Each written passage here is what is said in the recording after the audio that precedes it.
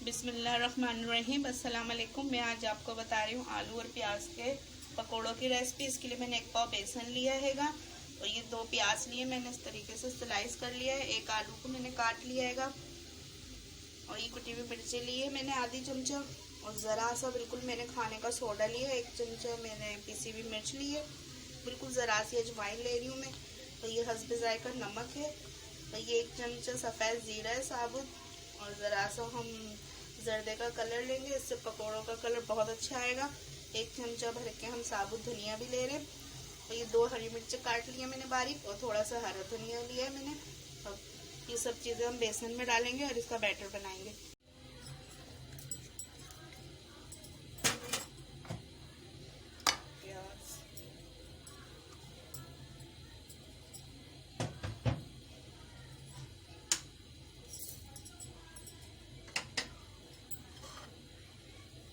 हरा धनिया, हरी मिर्चें, सारे ड्राई मसाले भी डाल देंगे हम।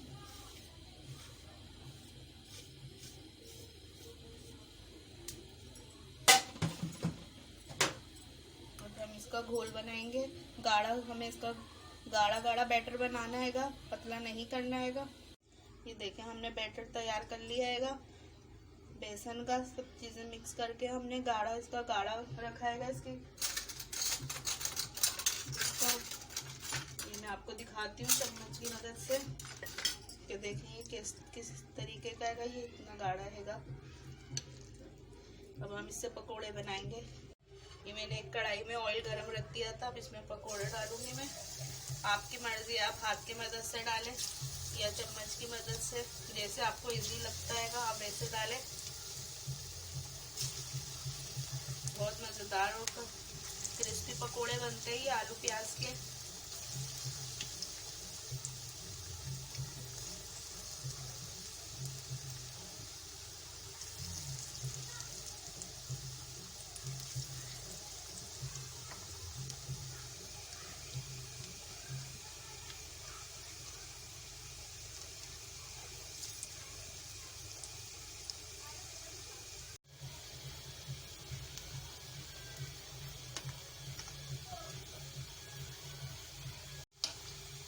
देखिए हमारे पकोड़े फ्राई हो गए, कितना अच्छा कलर आया है दोनों साइड से। अब हम इसे अपनी प्लेट में निकालेंगे। ये देखिए इस तरीके से हम सारे पकोड़े फ्राई कर लेंगे अपने।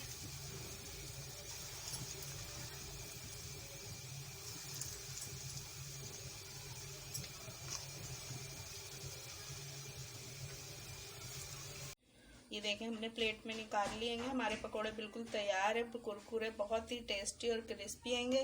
अगर मेरे पकोड़ों की रेसिपी पसंद आए तो प्लीज़ लाइक और शेयर ज़रूर करिएगा और मेरे चैनल हमना मलिक को सब्सक्राइब करिएगा। दुआओं में याद रखिएगा। अल्लाह हाफिज़।